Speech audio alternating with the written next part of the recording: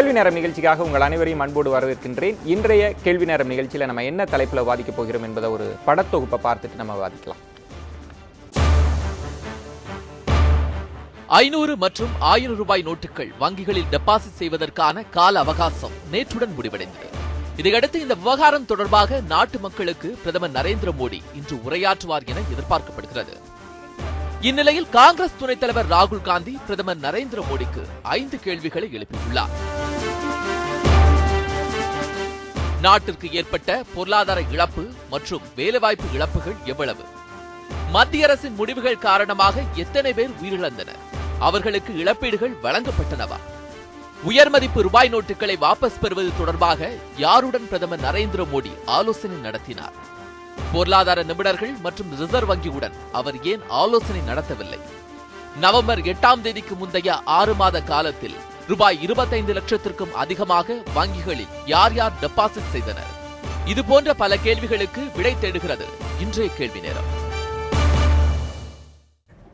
ரூபாய் நோட்டு விவகாரம் தொடர்பாக பிரதமருக்கு ராகுல் காந்தி எழுப்பியிருக்கக்கூடிய கேள்வி ரொம்ப முக்கியத்துவம் வாய்ந்தது. இந்த ஆண்டினுடைய இறுதி பகுதியில் நம்ம இருந்துட்டு இருக்கிறோம். இந்த ஆண்டினுடைய மிகப்பெரிய தாக்கமாக இந்த பண மதிப்பு நீக்க நடவடிக்கை பார்க்கப்படுகிற இடத்தில் இந்த 5 கேள்விகள் ரொம்ப முக்கியமானது. இந்த ஓவரால் ப்ராசஸ், இந்த அறிவிப்பிற்கு பின்னர் நிகழ்ந்த நிகழ்வுகளை ஒன்று திரட்டி திரு ராகுல் காந்தி அவர்கள் 5 கேள்வியாக கேட்டிருக்கிறார். நம்ம இது தொடர்பாக தான் வாதிக்க இருக்கிறோம். நான் கருத்துரையாளர்களை உங்களுக்கு அறிமுகம் செய்து விடுகிறேன். பத்திரிகையாளர் நெய்வேலி பாலு அவர்கள் வணக்கம். கிழக்கு பதிப்பகம் எழுத்தாளர் திரு பத்ரி அவர்கள் வந்திருக்காங்க. வணக்கம். பொருளாதார நோக்கரும் கூட திரு சத்யா அவர்கள் பொருளாதார நோக்கர், அவருக்கும் வணக்கத்தை தெரிவித்துக் கொள்கிறேன். இது மட்டுமல்லாமல் காங்கிரஸிலிருந்து திரு திருச்சி வேலுச்சாமி அவர்களும் நம்மோடு இணைகிறார். அவரையும் வரவேற்று அவர்கிட்ட முதல் கேள்வியில கேட்கலான்னு நினைக்கிறேன். திருச்சி வேலுச்சாமி அவர்களிடம் இந்த விவாதம் தொடர்பாக பார்க்கிற போது முக்கியமான நபர்கள், பொருளாதாரம் தெரிந்த காங்கிரஸில் இருக்கக்கூடிய மிக முக்கியமான ஆளுமைகள் சொல்வது அவர் யார்கிட்டையுமே கலந்து ஆலோசிக்கலை, எந்த பொருளாதார நிபுணரோடு ரிசர்வ் வங்கியினுடைய அதிகாரிகளோடெல்லாம் அவர் ஏன் ஆலோசனை நடத்தலை அப்படின்ற கேள்வியை எழுப்புகிறீர்கள்ல. இந்த இவ்வளவு பெரிய ஒரு ப்ராசஸ் நடவடிக்கையில் எந்த ஆலோசனையும் இல்லாமல் பிரதமர் மட்டுமே இந்த நடவடிக்கையை மேற்கொண்டிருக்க முடியுமா? திருச்சி வேலுச்சாமி. அதாவது நாங்கள் மிக தெளிவாகத்தான் சொல்றோம். உலக வங்கியினுடைய ஆலோசகராக பல ஆண்டு காலங்கள் பணியாற்றியவர், ரிசர்வ் வங்கியுடைய கவர்னராக இருந்தவர், இந்தியாவுடைய நிதியமைச்சராக பல பட்ஜெட்டுகளை அறிவித்தவர், இந்தியாவுடைய பிரதமராக 2 முறை இருந்தவர், உலகமே திரும்பி பார்க்கக்கூடிய அளவுக்கு இருக்கக்கூடிய ஒரு மிகப்பெரிய பொருளாதார மேதை மன்மோகன் சிங் அவரையோ அல்லது எங்கள் கட்சியைச் சேர்ந்த முன்னாள் நிதியமைச்சர் ப. சிதம்பரத்தையோ அவர் கலந்து ஆலோசிக்காவிட்டாலும் அதை பற்றி நாங்கள் கவலைப்படவில்லை. இந்த 130 கோடி மக்கள் வாழ்கின்ற உலகத்தின் மிகப்பெரிய ஜனநாயக நாட்டில் ஒரு மிகப்பெரிய பொருளாதார மாற்றத்தை உருவாக்குகின்ற ஒரு அறிவிப்பை வெளியிடுகிற போது அதற்கான முக்கியத்துவத்தோடு அவர் ஏன் என்ன செய்திருக்கிறார் என்பதை தெரிந்து கொள்ள வேண்டும் என்பதற்காக. ஏனென்றால் இவ்வளவு பெரிய பிரச்சனைகளுக்கு பின்னால் நாட்டு மக்கள் அல்லற்படுகிறார்கள். இதை சாதாரணமாக செய்து விட்டார்களோ அல்லது இவருக்கு ஆலோசனை சொன்ன யார் என்பதை அவர் சொன்னால் நாட்டு மக்களுக்கு ஒரு தெளிவு கிடைக்கும். அதற்காகத்தான் நாங்க கேட்கிறோம். வேற எதுவும் இல்லை. எங்களுக்கு முக்கியத்துவம் தரணும் அப்படிங்கிறது அவசியம் இல்லை. உலக பொருளாதார மேதைகளை எல்லாம் என்னை விட சாதாரணம் தான், நான் தான் அவரிட பெரிய மேதை என்று அவர் சொன்னாலும் ஏற்றுக்கொள்கிறோம். திருச்சி வேலுசாமி அவர்களிடம் உங்களுடைய தலைவர்கள் கூட, பல மிக முக்கியமான தலைவர்கள் பேசிய போது கூட அவங்க எங்கள்கிட்ட கலந்து ஆலோசிக்கணும்னு நாங்க எதிர்பார்க்கல அப்படின்னு தான் சொல்றாங்க. ஆனால் ரிசர்வ் வங்கியினுடைய அதிகாரிகளோடு, இந்த அரசுக்கு ஆலோசனை தரக்கூடிய நிதி ஆலோசகரோடெல்லாம் கலந்து ஆலோசிக்காமல் இந்த நடவடிக்கை எடுக்க முடியுமான்றதுதான் என் கேள்வி. ஏதோ இது தனிப்பட்ட திரு மோடி அவர்களின் அறிவிப்பா காங்கிரஸ் பார்க்குதா அப்படின்றதுதான் கேள்வி.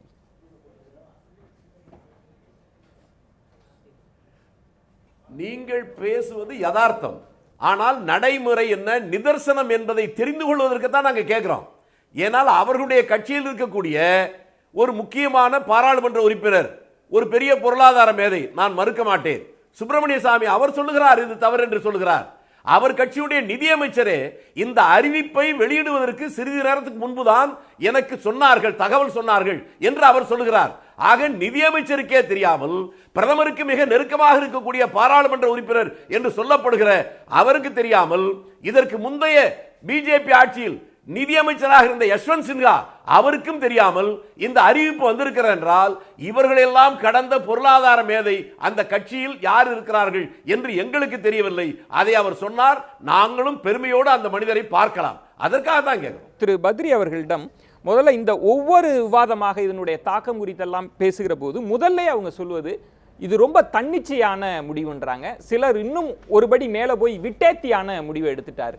யார்கிட்டையுமே கலந்து ஆலோசிக்கல, தலைமை நிதி ஆலோசகர்கிட்ட கூட அவர் எந்த கருத்தும் தெரிவிக்கல அப்படின்ற ஒரு கூற்று இங்கு முன்வைக்கப்படுகிறது. அவங்களும் பெருசா வந்து பேச மாட்டாங்கல்ல. உண்மையில் யாரிடமும் கலந்து ஆலோசிக்காமல் எடுக்கப்பட்ட முடிவா இது?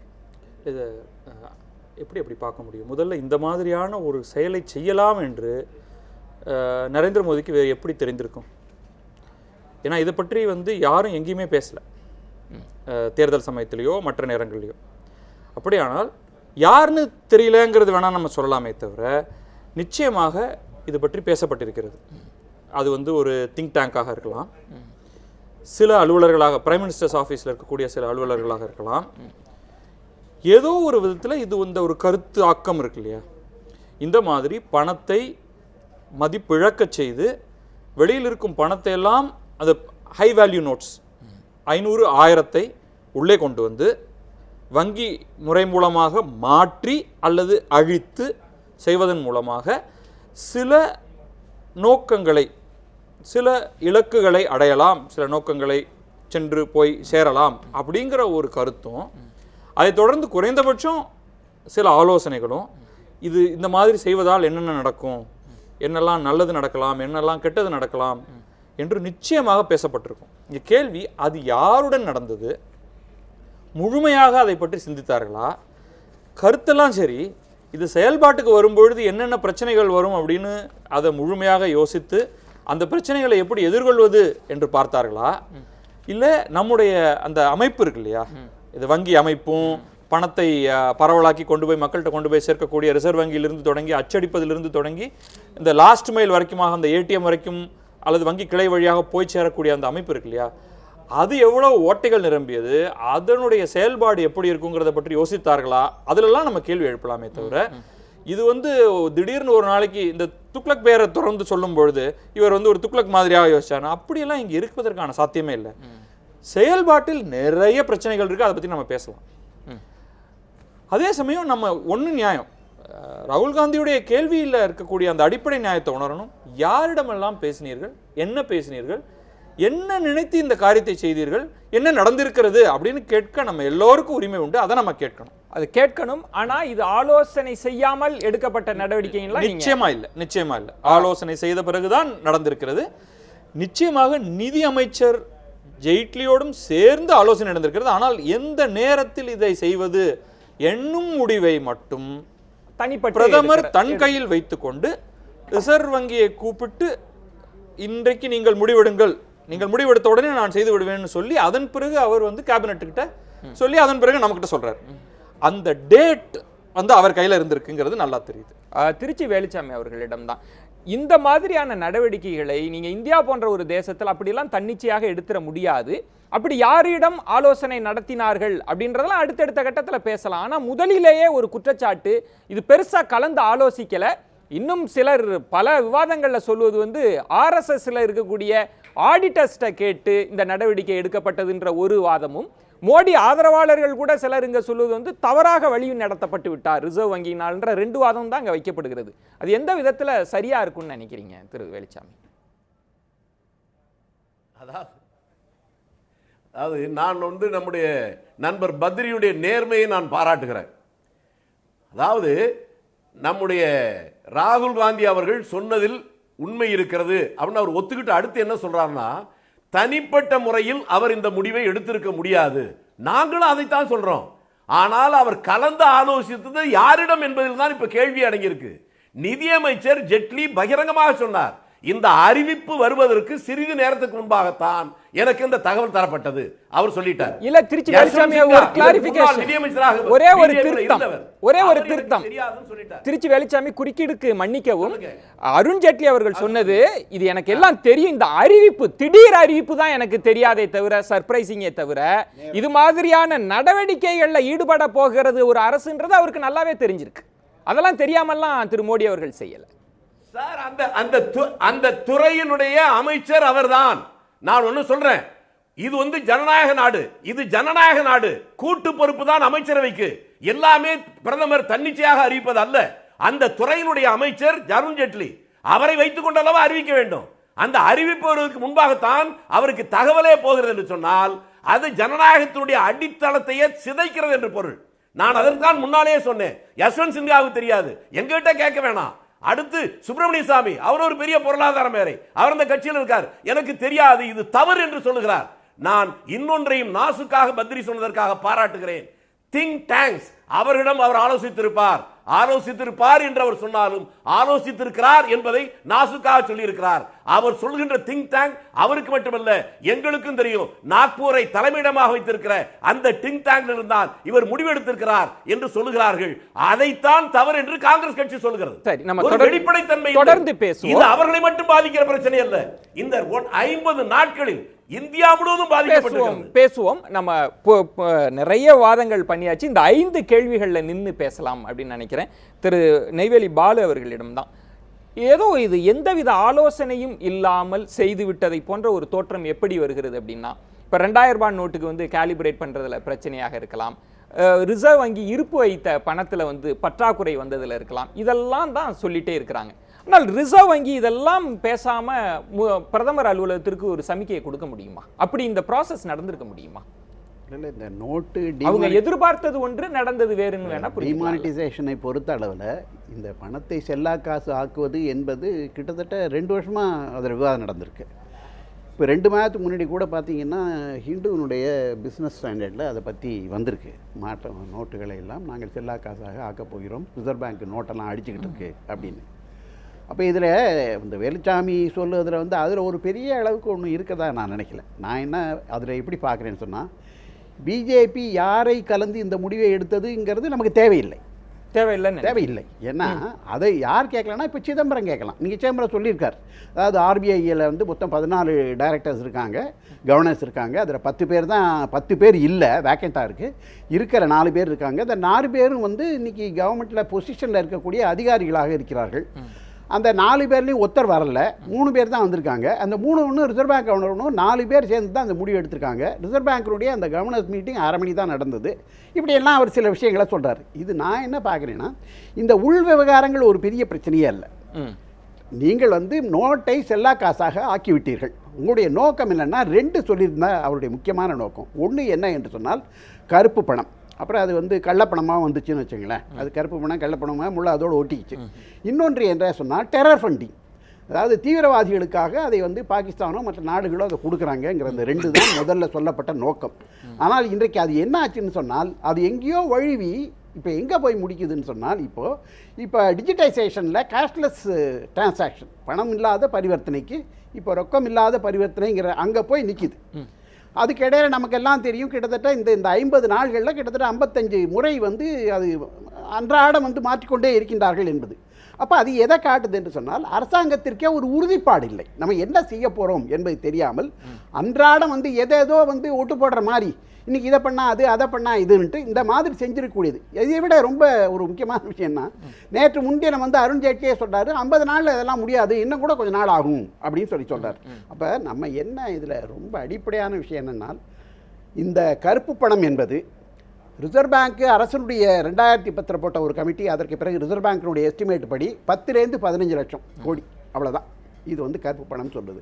அதோட இன்னொரு விஷயம் என்ன சொன்னாங்கன்னு சொன்னால், இந்த கருப்பு பணம் பணமாக கேஷாக இல்லை, அது இந்த பார்ட்டிசிபேட்டரி நோட் என்று சொல்லக்கூடிய இந்த பங்கேற்பு அதன் மூலமாக அது வெளிநாட்டுக்கு போய் மால்டீவ்ஸுக்கோ இல்லை பனாமா பேங்கோ போய் நம்ம நாட்டுக்கு உள்ளே வந்துருச்சு, பெரும்பாலும் வந்துருச்சு. அதற்கு பிறகு அது நிலங்களில் இன்னைக்கு முடக்கப்பட்டிருக்கிறது, தங்கத்தில் முடக்கப்பட்டிருக்கிறது, அதே மாதிரி பல்வேறு ஷேர் மார்க்கெட்டில் முடக்கப்பட்டிருக்கிறது. ஆக இந்த 15 லட்சம் கருப்பு பணம் என்பதே கேஷாகவே இல்லை, அது யாருமே ஒத்துக்கலை. இன்றைய வரைக்கும் அரசுக்கு கூட அது ஒத்துக்கொள்ளலை. அப்போ அப்படி வந்திருக்கும் போத இன்றைக்கு எனக்கு ஒரே ஒரு கேள்வி தான். இப்போ ஒரு பொருளாதார நிபுணர் இருக்கார், எனக்கு ரொம்ப மகிழ்ச்சி. என்னன்னு சொன்னால், எனக்கு ஒரே ஒரு செய்தி தான் சொல்லணும். 1000 ரூபா நோட்டை 500 ரூபா நோட்டை செல்லா காசின் மூலமாக எப்படி கருப்பு பணத்தை நீங்கள் பிடிக்கப் போகிறீர்கள் அல்லது கள்ள பணத்தை எப்படி பிரிக்கப் போகிறீர்கள், இதான் கேள்வி. சரி, ஒற்றை கேள்விதான். திரு ராகுல் காந்தியினுடைய கேள்வியோடு இணைத்து ஒரு கேள்வி வருகிறது. நான் அதற்குள்ளே நிற்க விரும்புறதுக்கு, ஏன்னா ரிசர்வ் பேங்க் ஆஃப் இந்தியாவினுடைய அறிக்கைகளை பார்க்கிறோம், நிதியமைச்சர் அருண்ஜேட்லியினுடைய அறிக்கையை பார்க்கிற போது சில நேரங்களில் முரணாக இருக்கிறது, கொடுத்த அறிக்கையை வாபஸ் வாங்குறாங்க. எங்க பிரச்சனைனா இந்த கேள்வியினுடைய மிக முக்கியத்துவம் எங்க வருதுன்னா, திரு சத்யா, இந்தியா போன்ற இவ்வளவு பெரிய நாடுகள்ல நீங்க கலந்தே ஆலோசித்து ஒரு திட்டமிடல் இங்க தெளிவா இல்லை. அதுதான் இந்த இவ்வளவு பெரிய பிரச்சனைக்கே காரணம். இப்ப திரு சிதம்பரம் அவர்கள் சொல்வது தலைமை பொருளாதார ஆலோசகரிடம் கண்டிப்பாக கலந்து ஆலோசிக்கப்படவில்லை என்பதை நான் உறுதியாக கூறுவேன். திரு ரகுராம் ராஜன் இருந்திருந்தால் இந்த அறிவிப்பை கட்டாயம் எதிர்த்திருப்பார் அப்படின்றார். அதுலேருந்து தான் நான் கேட்கிறேன், இவ்வளவு நடைமுறை பிரச்சனைக்கு காரணம் சரியான திட்டமிடல் இல்லை. இப்போ இது வந்து பார்த்தீங்கன்னா இது வந்து அதிரடி முடிவு. இது வந்து பார்த்தீங்கன்னா கலந்துரையாடல் இருந்திருக்குன்னா கண்டிப்பாக இருந்திருக்கு. அது மட்டும் இல்லாமல் இந்த 500 நோட்டும் 1000 நோட்டும் செல்லாமல் பண்ணி திருப்பி வாங்கிட்டு திருப்பி எக்ஸ்சேஞ்ச் பண்ணுறோம், அதாவது புது நோட்டுகளை கொடுக்கணுங்கிறது பிரதம மந்திரியோட தாட் ப்ராசஸ் மட்டும் கிடையாது. சந்திரபாபு நாயுடு அவர்கள் வந்து ஒரு வாரத்துக்கு முன்னாடி வந்து லெட்டர் எழுதியிருந்தாரு பிரதம மந்திரிக்கு. அது பிரச்சனை இல்லை. எல்லாருமே சத்யா அவர்கள்ட்ட இன்னும் கூர்மைப்படுத்துவதற்காக கேட்குறேன், இப்படி ஒரு ஆலோசனையெல்லாம் இருந்திருந்ததுன்னா ஏன் இவ்வளவு நடைமுறை பிரச்சனை வருது? ரிசர்வ் பேங்க் அவங்களோட நாள்தோறும் ஒரு அறிவிப்பு, அதுல போட்ட அறிவிப்பை திரும்ப பெறுதல், இல்ல இதை மாத்திக்கிறோன்றதெல்லாம் எப்படி வருது? இப்ப பாத்தீங்கன்னா, ஏன்னா இந்திய பொருளாதாரத்தையோ இந்திய சமூகத்தையோ சரியாக உள்வாங்கி கொண்டவர்களால் இந்த திட்டம் அறிவிக்கப்படலன்றதுதான் குற்றச்சாட்டு. இந்திய எக்கனாமிக் மாடலே பாத்தீங்கன்னா ஒன்னு வந்து பாத்தீங்கன்னா ஃபார்மல் எக்கானமி இருக்கு, இன்னொன்று இன்ஃபார்மல் எக்கானமி இருக்கு. இப்போ இந்த இன்ஃபார்மல் எக்கானமி எவ்வளவு இருக்குன்றது எந்த கவர்மெண்டாலும் இது வரைக்கும் எஸ்டிமேட் பண்ண முடியல, ஏன்னா கணக்கெடுப்பே கிடையாது. இன்னைக்கு வந்து கருப்பு பணமும் பாத்தீங்கன்னா ஃபர்ஸ்ட் எப்படி உருவாகுதுன்னா கேஷால தான் உருவாகுது. கிட்டத்தட்ட 86% 500 நோட்டு 1000 நோட்டு இருக்கும்போது எந்த கவர்மெண்ட்டாக இருந்தாலும் இதை வந்து ரிசர்ச் பண்ணியிருக்கணும், பார்லிமெண்ட்டில் டிபேட் பண்ணியிருக்கணும். ஆனால் அது நடக்காத பொழுது இந்த 86% 500 நோட்டு 1000 நோட்டு என்ன ஆச்சுன்னா, உங்களோட லேண்டோட ரேட் வந்து பார்த்தீங்கன்னா கிட்டத்தட்ட 200% வந்து 2000% ஏறி இருக்கு 2004 2010 வரைக்கும். கோல்டு பிரைசஸ் பார்த்தீங்கன்னா 311% ஏறி இருக்கு.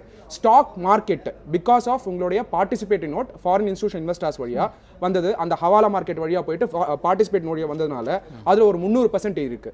ஒரு 8.4% ஜிடிபி growth இருந்து உங்களுக்கு வேலை வாய்ப்பு வந்து 2.7 மில்லியன் பீப்புளுக்கு தான் உருவாயிருக்கு, 27 லட்சம் பேருக்கு தான் உருவாயிருக்கு 2004 2010 வரைக்கும் நடந்திருக்குன்னா, இது வந்து இன்வெஸ்டிகேட் பண்ணி ரிசர்ச் பண்ணி ரெண்டு பார்ட்டியுமே, அதாவது ruling party as well as opposition party வந்து இதை டிபேட் பண்ணிருக்கணும் பார்லிமெண்ட்ல. சோ இதுக்கு பண்ணல, பண்ணாம நடவடிக்கை எடுக்க. நான் என்ன கேள்வி கேட்கிறேன்னா, இப்போ ரூலிங் நீங்க மன்மோகன் சிங் அவர்கள்ட்ட பேசியிருக்கலாம், அது சிதம்பரம் அவர்கள் பல நேர்காணல்ல கேட்கிறார், அவர்கிட்ட பேசியிருக்கலாம், இல்லது பாஜகவிலே இருக்கிற சீனியர் லீடர்ஸ் பொருளாதார நிபுணர்கள்ட்ட பேசியிருக்கலாம். அது எல்லாமே பேசப்படலன்றது பேசினால் இது என்னன்னா, இது ஒரு சீக்ரெட் ஆபரேஷன். பிரதம மந்திரி வந்து கிளியரா என்ன சொல்லியிருந்தாருன்னா, நவம்பர் 8ஆம் தேதி வந்து இது நேஷனல் செக்யூரிட்டி இஷ்யூக்கும் டெரர் ஃபண்டிங்கும் ஒழிக்கிறதுக்காக. நீங்க வந்து கேட்கலாம், 400 கோடி தானே இருந்தது, ஃபேக் கரன்சி 400 கோடி தானே என்ஐஏ ரிப்போர்ட் படி இருக்கு, இந்தியன் ஸ்டாட்டிஸ்டிக்கல் இன்ஃபர்மேஷன் படி இருக்குன்னு கேட்டா கூட, ஒரு பாம்பே அட்டாக் நடத்துறதுக்கு வந்து 25 லட்சம் ரூபா தான் செலவாயிருக்கு. அது கிட்டத்தட்ட பாத்தீங்கன்னா $100 பில்லியன் வந்து லாஸ் கொண்டு வந்திருக்கு. அப்படின்னும் போது 400 கோடி இந்த ப்ராசஸ்ல வந்து ஃபர்ஸ்ட் முதற்கட்டத்திலே வந்து குறைஞ்சதுனால இதுவே ஒரு மிகப்பெரிய வெற்றி. ரெண்டாவது பாத்தீங்கன்னா இன்னைக்கு ஜம்மு அண்ட் காஷ்மீர்ல எல்லாமே ப்ராப்பரா நடந்துகிட்டு இருக்கு.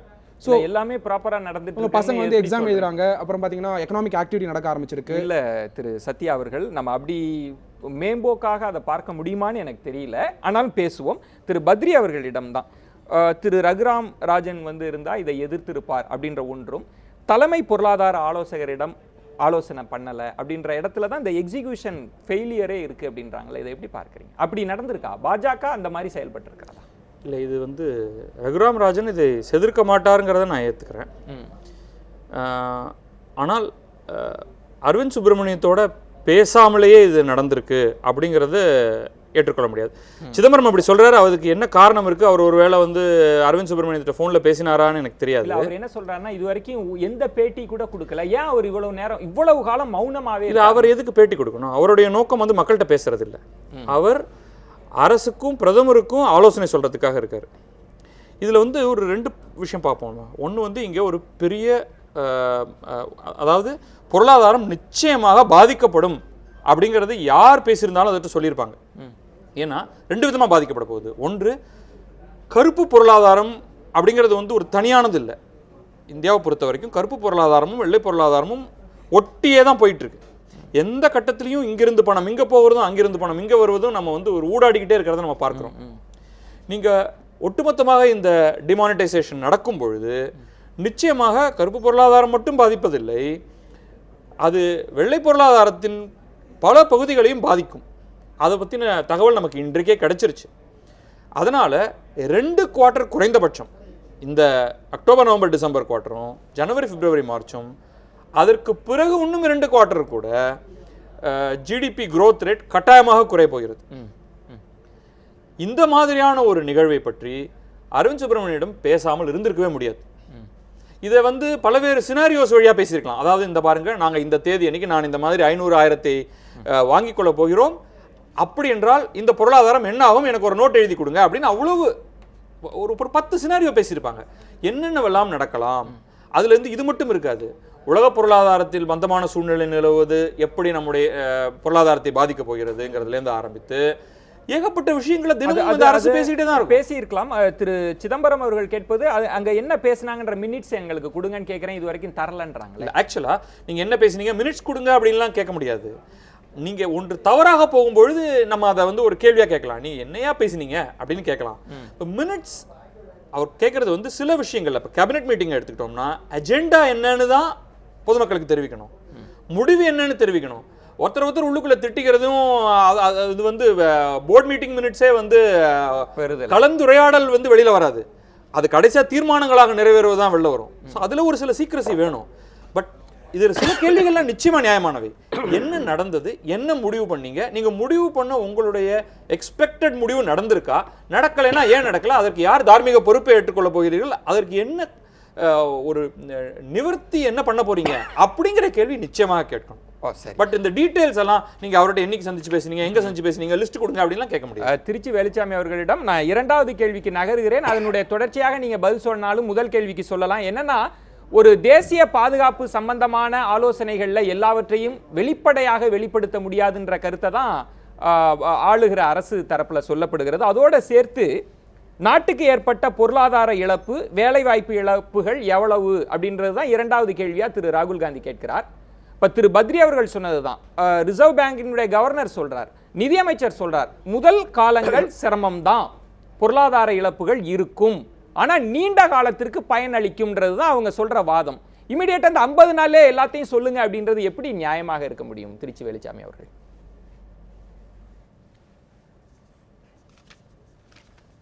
நாங்க கேட்கலைங்க, இதை நீங்க கேள்வியில் அடிப்படையில் நான் மாறுபடுறேன். 50 நாட்களில் இந்த பிரச்சனைகள் தீர்ந்துவிடும் சொன்னது இந்திய நாட்டுடைய பிரதமர் மோடி. நான் சொல்லல, சிதம்பரம் சொல்லல, மன்மோகன் சிங் சொல்லல, ராகுல் காந்தி சொல்லல, அவர்தான் சொன்னார். இப்ப 50 நாள் முடிஞ்சிச்சு, இன்னமும் திரும்பி கன்னித்தீவு கதையை போல நீண்டுகிட்டே போகுது, இதுக்கு எப்போதுதான் முடிவு? அதைத்தான் நாங்க கேட்கிறோம். நான் மீண்டும் கேட்கிறேன், நாளைக்கு என்னைக்கோ நடக்க போகுதுங்கிறது வேற, இன்றைய நிலைமை என்ன? 100கணக்கான பேர் செத்திருக்காங்களே, அவங்களுடைய உயிரை இவர்கள் திரும்பி தரப்போகிறார்களா? ஒரு நாடு என்பது என்ன? அந்த நாட்டிலே இருக்கக்கூடிய கடைக்கோடி மனிதனுடைய நல்வாழ்வு, அவருடைய பாதுகாப்பு முக்கியம் இல்லையா? ஏதோ கற்பனையிலே இவர்கள் பேசிக் கொண்டிருக்கிறார்கள். இவர்கள் பாதுகாப்பான இடத்திலே அமர்ந்து கொண்டிருக்கிறார்கள் என்பதால் பாதுகாப்பு இல்லாமல் எங்கோ கிராமங்களிலே மாட்டிக்கொண்டு சிக்கி தவிக்கிறவர்களுடைய அவருடைய கஷ்டத்தை பற்றி கவலையப்படாதீங்க, இன்னும் 6 வருஷம் கழிச்சு உங்களுக்கு பொன்னான வாழ்வு என்று வரப்போகிற சொல்ல போகிறார்களா? நாளைக்கு எதிர்காலத்திலே நாட்டை ஆள போகிறார்களா அல்லது சுடுகாட்டை ஆள போகிறார்களா? இவ்வளவு பேர் தினம் செத்துக்கிட்டு இருக்காங்க, அதை பற்றி கவலைப்படாமல் நான் எதிர்காலத்தில் நல்லா வரும் என்று சொன்னால் அதற்கு என்ன பொருள்? இதுதான் ஜனநாயக தத்துவமா? இதுதான் இந்த நாட்டு மக்களுக்கு இவர்கள் சொல்ல போகிறார்களா? பிஜேபியில இருக்கிறவர்கள் செத்தால் மட்டும்தான் அது சாவா? இல்ல, பாமரன் செத்தால் அந்த உயிருக்கு மதிப்பே கிடையாது. திருச்சி வேலுச்சாமி அவர்கள் இல்ல, நான் சொல்றது ரொம்ப மிக உணர்ச்சி வசப்பட்டு அந்த எல்லையை தாண்டி ஒரு கருத்தை சொல்லிட வேண்டாம். பாஜக தரப்புலையும் ஆள் இல்லை. ஆனா என் கேள்வி, இந்த வேலை வாய்ப்புகள், பொருளாதார இழப்புகள்லாம் இவ்வளவு பேர், அது நம்ம ஏற்றுக்கொள்கிறோம் ஏற்றுக்கொள்ளவில்லை என்பது வேறு விஷயம். 50 நாட்களுக்குள் நீங்க எல்லா கணக்கையும் சொல்லுங்கன்றது ஒரு இந்த அரசை கழுத்தை பிடிச்சி நெருக்கிற மாதிரி இருக்கு. அப்படி ஒரு பொருளாதார நிபுணரால கேட்க முடியுமா? அப்படி சொல்ல முடியுமா ஒரு அரசால? இல்ல, அதை நாங்க சொல்லல. நான் மீண்டும் சொல்லுகிறேன், மீண்டும் சொல்லுகிறேன், 50 நாட்களில் பிரச்சனை தீர்ந்து விடும் என்று சொன்னது பிரதமர் மோடி. அவர் சொன்னதை செய்தாராங்கிறதான் கேள்வி. வேலை வாய்ப்பு இன்னைக்கு நிறைய பேருக்கு வந்திருக்கு, கோடிக்கணக்கான பேருக்கு கியூல போய் நிக்கிறதே வேலையா போச்சு. இன்னைக்கு 1000க்கும் 500க்கும் அவருடைய சொந்த பணத்தை எடுப்பதற்காக மணிக்கணக்கில் நிற்கிற வேலையை தந்திருக்கிறார்கள். ஆக வேலை வாய்ப்பை உருவாக்கி தந்திருக்கிறார்கள். அந்த வேலை வாய்ப்பு மக்களுக்கு நன்மை தரவில்லை என்பதுதான் எங்களுடைய கேள்வி. 50 நாள்ல ஏன் செய்யல என்று நாங்கள் கேட்கவில்லை. 50 நாளில் பிரச்சனை முடிந்துவிடும் என்று சொன்னாரே பிரதமர், ஏன் முடியவில்லை? அதுதான் எங்க கேள்வி. சத்யா அவர்களிடம், ஏன்னா இது இந்த 50 நாட்கள்ன்றது ஏதோ 50 நாள் இல்ல, இது ஏற்படுத்திய பாதிப்பு அப்படின்றத விட்டு மீள்றதுக்கே 1 வருஷம் 2 வருஷம் ஆகுன்றது தான் கணக்கு. பல துறைகள் கீழே விழுந்திருக்கிறது, பலருக்கு வேலை இல்லாத சூழல் இருக்கிறது, நகரத்திலிருந்து பலர் வழி இல்லாம கிராமத்தை நோக்கி எல்லாம் போயிருக்கிறாங்க, வடகிழக்கு மாநிலங்கள்ல நிலைமை சொல்லுக்கடங்காமல் இருந்துட்டு இருக்கு. இதை பத்திலாம் பேசாம வெறும் புதிய இந்தியாவை பற்றி மட்டும் பேசுவது சரியா இருக்குமான்ற கேள்வியை ஒரு இடைவேளைக்கு பிறகு நான் தெரிஞ்சுக்கிறேன். ஒரு புத்தாண்டை நோக்கி நகர்ந்து கொண்டிருக்கக்கூடிய சூழலில் சென்ற ஆண்டுல இந்த ஆண்டில் நடந்த மிக முக்கியமான நிகழ்வு குறித்து தான், அதனுடைய தாக்கங்கள் குறித்து தான் நம்ம வாதிச்சுட்டு இருக்கோம். தொடர்ந்து பேசலாம் ஒரு சிறிய விளம்பர இடைவேளைக்கு பிறகு. பொறுத்திருக்கோம்.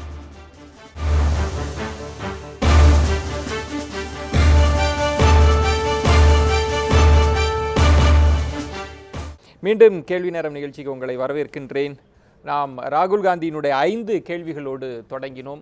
ஆனால் இந்திய பிரதமரினுடைய அறிவிப்புகள், அது மூத்த குடிமக்களாக இருக்கலாம், வீட்டுக்கடன் தொடர்பானதாக இருக்கலாம், கர்ப்பிணி பெண்களாக இருக்கலாம், இது மாதிரி நிறைய விவசாயிகளுக்கு இப்படி நிறைய அறிவிப்புகளை அறிவித்திருக்கிறார். இது எந்த அளவுக்கு தாக்கங்களை ஏற்படுத்த இருக்கிறது? அது மட்டுமல்லாமல் இந்திய பிரதமரினுடைய இந்த அறிவிப்பு போதுமான அளவிற்கு இந்திய மக்களை திருப்திப்படுத்துமா, அல்லது இதற்குள் இன்னும் நிறைய எதிர்பார்ப்புகள் இருக்கிறதா? இது பற்றியும் பேசலாம். திரு பத்ரி அவர்களிடம், உங்களுக்கு இந்தி மொழியும் தெரிந்ததுனால இன்னும் ஊடாக உங்களால் பார்க்க முடியும். இங்கே ஒரு பெரிய எதிர்ப்பு இருந்தது, எதிர்பார்ப்பும் இருந்தது. இப்போ இந்திய பிரதமர் பேசியிருக்கிறார். இதை நீங்கள் எப்படி பார்க்குறீங்க இந்த அறிவிப்பை? இதில் பல அறிவிப்புகள் நாளைக்கு செய்தித்தாள்களையும் வந்து இன்னும் நிறைய விவாதங்களும் நடந்த பிறகு பார்த்தோம்னா நிச்சயமாக ஒரு 2-3 பகுதி மக்களை வந்து பெருமளவு திருப்திப்படுத்தும். நிச்சயமாக முக்கியமாக சொல்றது வந்து உடனடியாகவும் நேரடியாக உணரக்கூடியதுமானது வந்து இந்த சீனியர் சிட்டிசன்ஸ், மூத்த குடிமக்களுக்கு 60 வயதுக்கு மேற்பட்டவர்களுக்கு வங்கி டெபாசிட் 7.5 லட்சம் ரூபாய் வரைக்குமான டெபாசிட்டுக்கு. ஏன்னா இப்போ வந்து பெரிய அளவு வங்கிக்கு பணம் வரும்பொழுது எல்லாருமே எதிர்பார்க்கிறது டெபாசிட்டோடைய இன்ட்ரெஸ்ட் ரேட் குறையும்னு. குறைந்தால்தான் தொழில் வளர்ச்சி பெருகும். ஆனால் அது குறையும் பொழுது மக்களுடைய அந்த டெபாசிட்டுக்கு பணம் குறையும் பொழுது அவருடைய வாழ்க்கையிலேயே பெரிய பாதிப்பு ஏற்படும். இந்த ஒரு வட்டியை வச்சுதான் அவங்க. ஆமாம், அப்படி இருக்கும் பொழுது இவர் வந்து 7.5 லட்சம் ரூபாய் வரைக்கும் அடுத்த 10 ஆண்டுகளுக்கு 8% இன்ட்ரெஸ்ட் கேரண்டி அப்படிங்கிறார். ஸோ வங்கி இன்ட்ரெஸ்ட் ரேட், ரெப்போ ரேட் குறைந்து டெபாசிட் ரேட் குறைந்ததுன்னா சாதாரண ஒரு மக்களுக்கு டெபாசிட் இன்ட்ரெஸ்ட் ரேட் குறையும். ஆனால் சீனியர் சிட்டிசன்ஸுக்கு குறைந்தபட்சம் 8% வந்து 5க்கு கீழே இறங்கினாலும் அந்த 3% மத்திய அரசு கொடுத்துரும். மேலே போச்சுன்னா அப்சைடு உண்டு, டவுன் சைடு கிடையாது.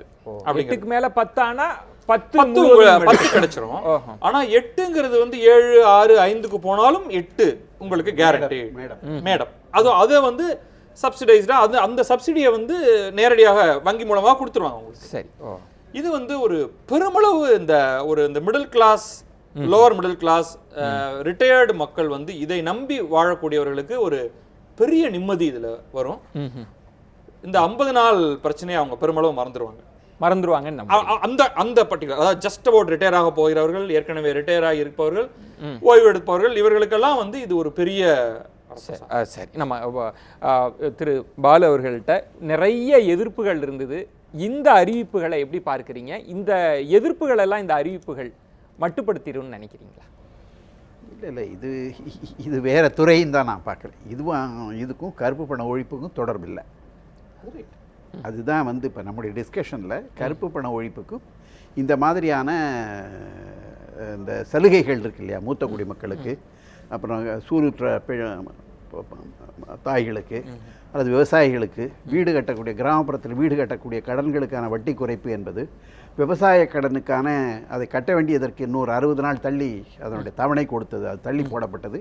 இந்த மாதிரி விஷயங்களுக்கும் கருப்பு பணத்துக்கும் தொடர்பு இல்லை. இதுதான் வந்து முக்கியமான நம்முடைய விவாதத்தினுடைய ஒரு அடிப்படையான பொருளுக்கும் இந்த தொடர்புக்கும் சரியில்லை. ஆனால் என்ன என்று சொன்னால், இது வந்து அவர்களுக்கு இருக்கக்கூடிய இன்றைக்கி ஏடிஎம்மில் போய் நிற்கிறது, பேங்க்கில் இருக்கிறது 2000, 2500, 4000, 5000 அப்படி அந்த மாதிரி சொன்ன விஷயங்கள்னால மக்களுக்கு இருக்கக்கூடிய ஒரு வெறுப்பு அல்லது கோபத்தை இது பெருமளவிற்கு தணிப்பதற்கான ஒரு நடவடிக்கை தான். இது வந்து ஒரு ஒரு ஒரு கோபத்தை தணிக்கக்கூடிய ஒரு நடவடிக்கையாக இருக்குமே ஒழிய இதற்கு நேரடியான தொடர்பில்லை.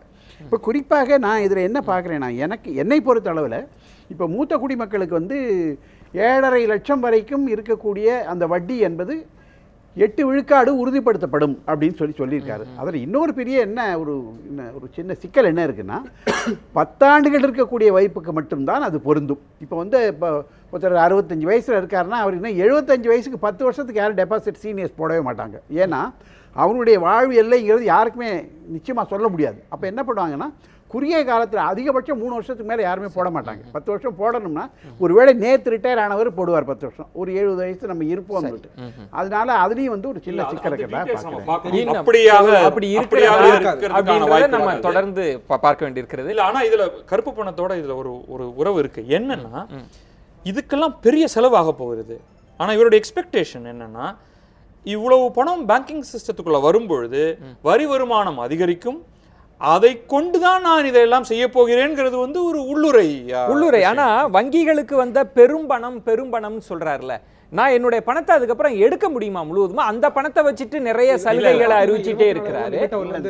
வங்கிகளுக்கு வந்த பெரும் பணத்தை கொண்டு நாங்க நிறைய இன்வெஸ்ட் பண்ண போறோம்ன்றது எந்த பணத்தை? இல்ல, வங்கிகளுக்கு வந்த பணத்தை வைத்து இதை செய்ய போறது இல்ல. அரசுக்கு வரக்கூடிய அதிகமான வருமானத்தை வைத்துக் கொண்டுதான் இதை எல்லாத்தையும் சமாளிப்போம். இந்த நடவடிக்கைகளின் மூலம் அரசுக்கு வருமானம் நிறைய வரும் என்று எதிர்பார்க்கிறார்கள். அது நடக்கும்னு எனக்கும் தோணுது. நான் உங்களிடம் இறுதியாக வந்துடுறேன்.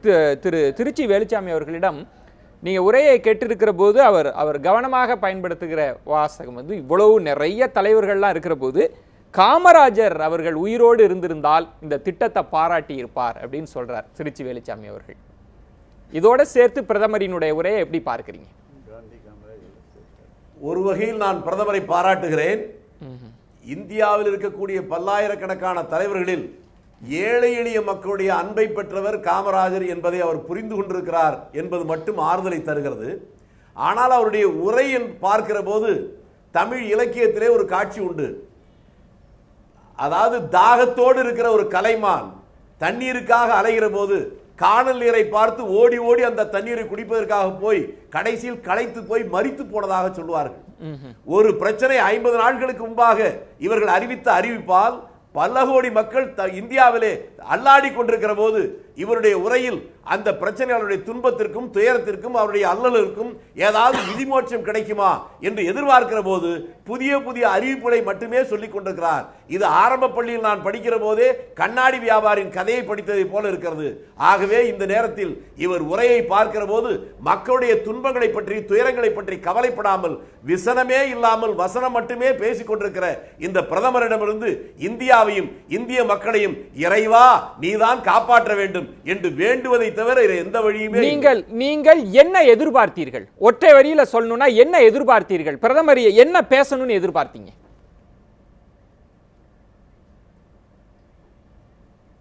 நான் பேசணும் இல்ல, 50 நாட்களில் இந்த பிரச்சனை தீர்ந்துவிடும் என்று சொன்ன பிரதமர் இந்தந்த வகையில் தீர்ந்திருக்கிறது என்று சொல்லி இருக்க வேண்டும். இல்லை என்றால் இது தீரவில்லை, இதற்கு மாற்றாக நான் இதை செய்ய போகிறேன் என்று சொல்லி இருக்க வேண்டும். அந்த நேர்மை நம்முடைய பிரதமரிடம் இல்லை என்பது எனக்கு வருத்தத்தை தருகிறது. சத்யா அவர்கள்ட்ட ஏன்னா இன்னும் எங்களுடைய எதிர்பார்ப்பு வேறாக இருந்தது.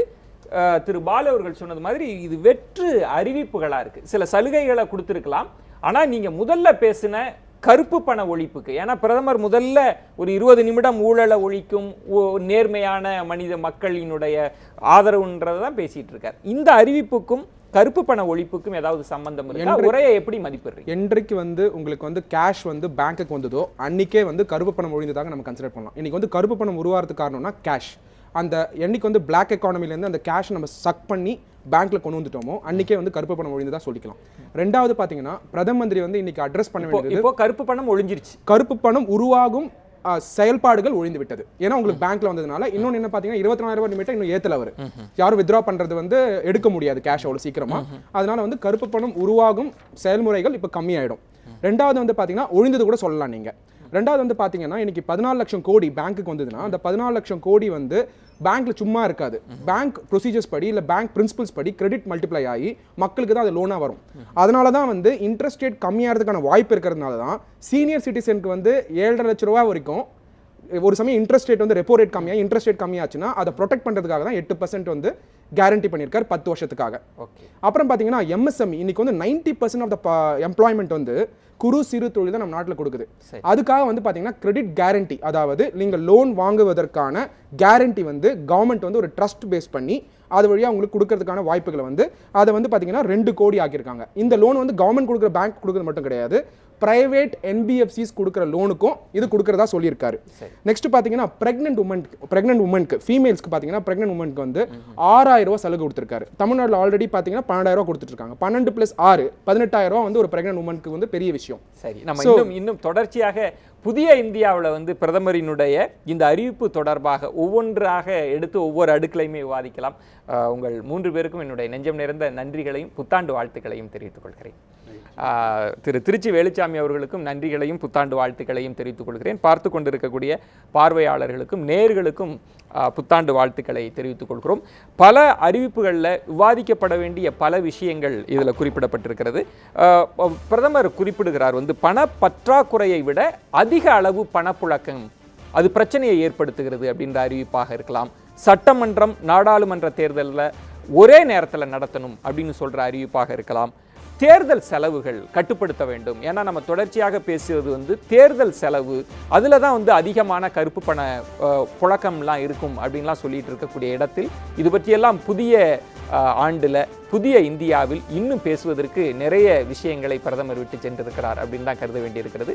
மீண்டும் புத்தாண்டு வாழ்த்துக்களை சொல்லி விடைபெறுகிறேன். நன்றி, வணக்கம். நன்றி.